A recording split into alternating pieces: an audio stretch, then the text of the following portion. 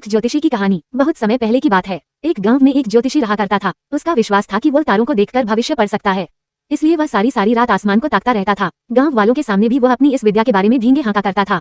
एक शाम वह गांव की कच्ची सड़क पर पैदल चलता हुआ अपने घर की ओर जा रहा है। उसकी नजरें आसमान पर चमकते तारों पर जमी हुई थी। वह तारों को देखकर आने वाले समय में क्या छुपा है, ये पढ़ने की कोशिश कर रहा था।